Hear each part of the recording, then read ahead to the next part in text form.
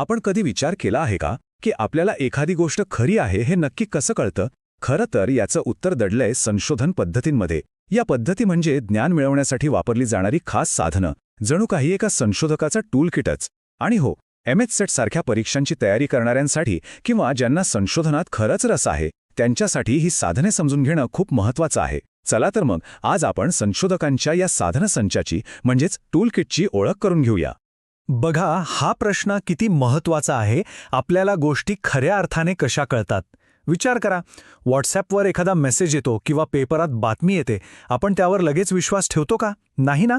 आपण विचार करतो, हे खरं असेल का? ही जी आपली चिकित्सा करण्याची वृत्ती आहे ना, तोच संशोधनाचा पाया आहे. आणि विश्वासार्ह ज्ञान मिळवण्याच्या याच गरजेतून या सगळ्या पद्धती तयार झाल्या आहेत. तर आजच्या चर्चेत आपण काय काय पाहणार आहोत? सगळ्यात आधी संशोधन म्हणजे नेमकं काय हे समजून घेऊ. त्यानंतर संशोधनाच्या दोन वेगवेगळ्या दुनियेत शिरू. आणि शेवटी जगाचं वर्णन करणारी, कारणं शोधणारी आणि भूतकाळात डोकावणारी अशी 3 खास साधनं आपण अभ्यासणार आहोत. चला तर मग सुरुवात करूया. संशोधन म्हणजे नक्की काय? ही फक्त माहिती गोळा करायची प्रक्रिया नाही. याच्यामागे एक शिस्तबद्ध विचार आणि एक पक्की प्रक्रिया दडलेली आहे. ही व्याख्या आपल्याला काय सांगते? की संशोधन म्हणजे काहीतरी शोधण्यासाठी केलेली घाईगर्दी नाही. ते एक काळजीपूर्वक, एकदम पद्धतशीर आणि संयमाने केलेलं काम आहे.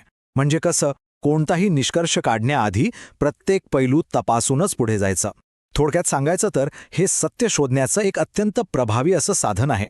आता कुठल्याही संशोधनाला चांगलं आणि विश्वासार्ह काय बनवतं, तर ही काही वैशिष्ट्ये. ते पद्धतशीर हवं, म्हणजे त्याला एक लॉजिक हवं. ते पुराव्यांवर आधारित हवं, हवेतल्या गप्पा नकोत. आणि सगळ्यात महत्त्वाचं, त्याचे निष्कर्ष पुन्हा तपासता आले पाहिजेत. या सगळ्यामुळेच संशोधनाला एक ठोस वैज्ञानिक आधार मिळतो. ते फक्त कोणाचं तरी वैयक्तिक मत राहत नाही. आता येतो संशोधकाच्या टूलकिटमधला पहिला आणि सगळ्यात मोठा निर्णय. संशोधक कोणता दृष्टिकोन निवडणार? कारण यावरच संपूर्ण अभ्यासाची दिशा ठरते. हे असं आहे जसं की एकाच ठिकाणी पोहोचायचे 2 वेगवेगळे रस्ते.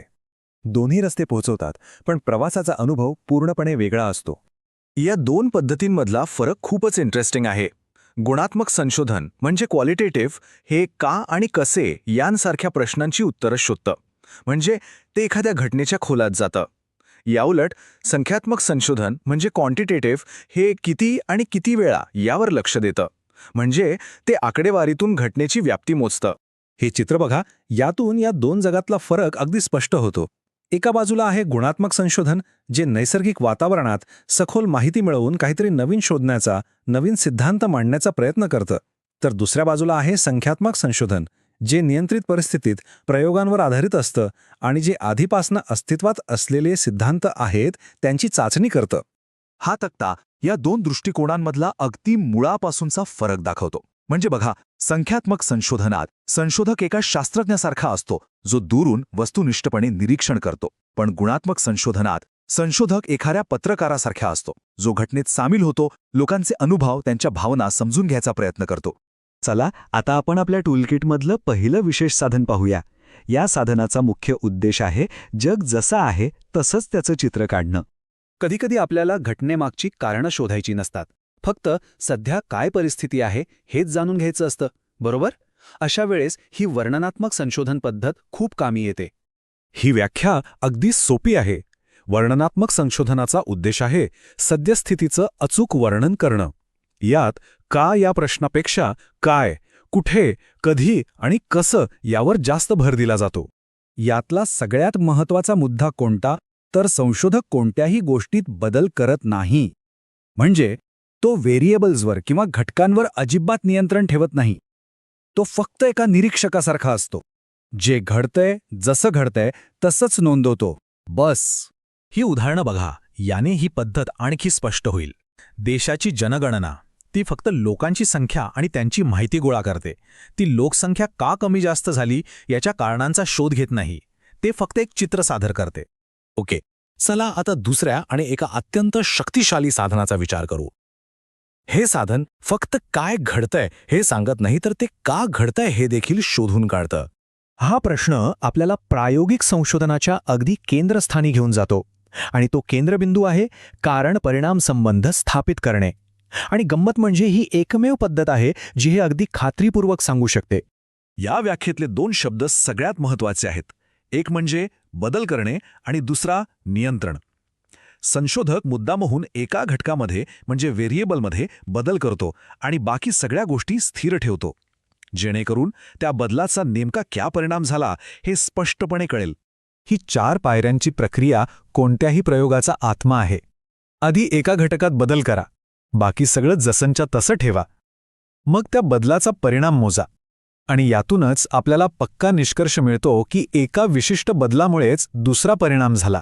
हे समजून घेणं खूप सोपं आणि महत्त्वाचं आहे.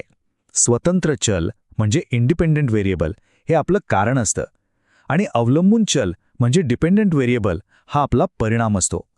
संशोधक कारणामध्ये बदल करतो आणि परिणामाचं मोजमाप करतो.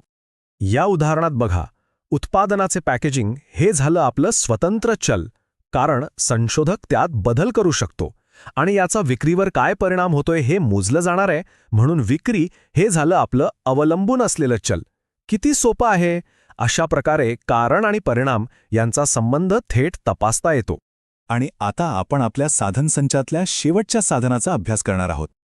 हे साधन आपल्याला वर्तमानाला समजून घेण्यासाठी भूतकाळात घेऊन जातं. एक गोष्ट लक्षात घ्या, ऐतिहासिक संशोधन म्हणजे फक्त भूतकाळातल्या घटना परत सांगणं नाही, अजिबात नाही. ही एक प्रकारची तपास प्रक्रिया आहे, जिकडे पुराव्यांचं अगदी चिकित्सकपणे मूल्यांकन केलं जातं.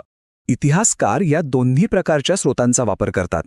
प्राथमिक स्रोत म्हणजे प्रायमरी सोर्सेस आपल्याला घटनेच्या सगळ्यात जवळ घेऊन जातात, तर दुय्यम स्रोत म्हणजे सेकंडरी सोर्सेस आपल्याला त्या घटनेबद्दलचे वेगवेगळे दृष्टिकोन समजून घ्यायला मदत करतात.